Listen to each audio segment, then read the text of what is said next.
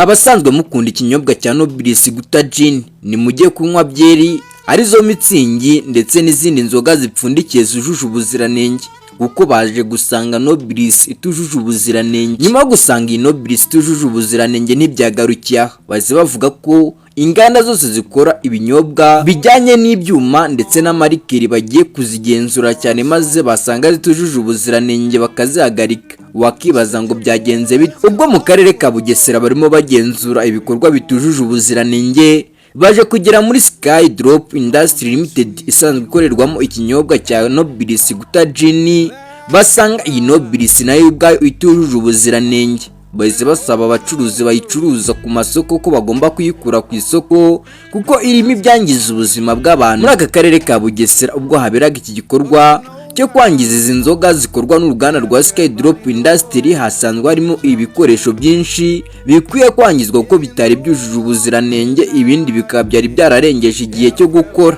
Mu byafashwe harimo litiro 960 za distilled spirit isanzwe ikora izi nzoga, ndetse banasangamo 100 y'imifuka y'isukari n'ibindi bikoresho by'ingenzi byari byararengeje igihe cyabyo.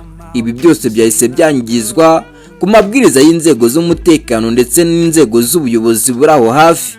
Ibindi bahise babijyana induba kugira ngo bijye gushyingurwayo burundu ubutazongera kuzuka. Ibi byatumye uruganda ruhagarikwa gukora by'agateganyo mu gihe hategerejwe andi mabwiriza y'inzego zibifitiye ububasha barebe nimba bakomeza gukora cyangwa bahagarikwa burundu. Gusa basabwe gushaka ibikoresho bitarengeje igihe ndetse no gukoresha ibikoresho bifite ubuziranenge kugira ngo kira kimenyetso cya S-mark babahaye kibe gifite agaciro. Ni mu gihe inganda zimwe na zimwe zikora bino byuma cyangwa zino nzoga z'amarikeri zahise zigwa mu kantu, zitangira kuvuga ko nazo bagiye kuzigenzura. Kuri ubu ngubu ndakeka bamwe mu bakora ibitemewe batangiye gutsimba ndetse no guhisha ibikoresho byabo bitemewe, kuko nibo bagiye gukurikirwaho basakwa. Ibi byatumye uru ruganda ruhita ruhagarikwa gukora by'agateganyo kugira ngo babashe gukurikirana neza ibindi bikorwa rukora bitemewe n'amategeko. Iki gikorwa cyongeye kwibutsa ko hari inganda zishobora kutubahiriza amabwiriza y'ubuziranenge, bityo ubuzima bw'abaguzi bukaba bushobora kujya mu kaga,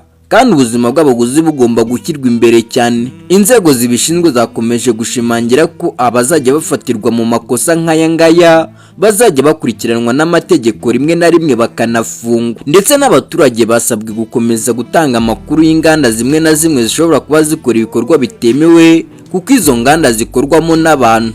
Wakibaza uti nutanga amakuru mu ruganda ukoramo wowe ntuzirukanwa ukabura umugati. Gusa amabwiriza arasaba ko buri muntu wese atanga amakuru yarengera ubuzima bw'abaturage kugira ngo arengere inyungu ze bwite, ndetse banasabye kujya birinda gukomeza kugura ibiyobyabwenge cyangwa inzoga zifite gukemangwa hirya no hino mu Rwanda. Naho nge wumvaga ni damu, iyi ni damu content. Ndagushishikariza kwiyandikisha kuri uyu muyoboro, ukora subscribe, utange like, share and comment kugira ngo tujye tubana muri aya makuru yizewe kandi agezweho.